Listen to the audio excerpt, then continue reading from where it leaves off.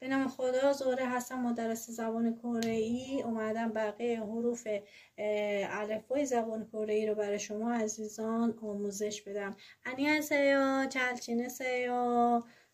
저희는 하루 되세요. امیدوارم همیشه روز خوبی رو داشته باشید.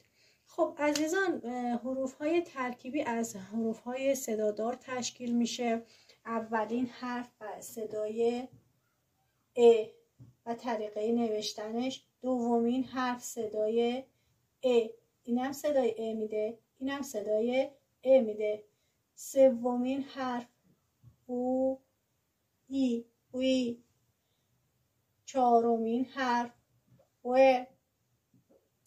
زبان کره‌ای اگر سریال ها رو دیده باشی بعضی موقع میگه و، یعنی چرا. این پنجمین حرف و. ششمین حرف این سه تا با همدیگه صدای و میدن. هفتمین حرف یا بود دیگه، به علاوه ای ی. 8 این هم صدای ی میده. نهمین حرف صدای وا.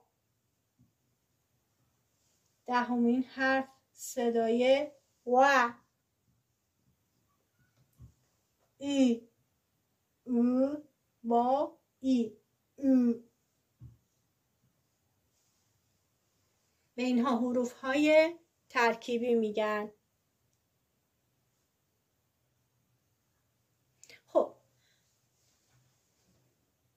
خب عزیزان، من قبلا برای شما گفتم که سه با حروف های صدادار ترکیب بشه صدای ش میده. صدای ش میده. خب ش با یا ترکیب شده شیا. ش با یا شیا. ش با یو شیو. ش با یو شیو. ش با ای، ببخشید، س با ای شی. س با اوی شوی. اینها صدای ش میدن.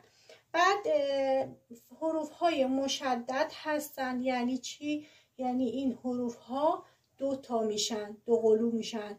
اینها در زبان کره‌ای که ج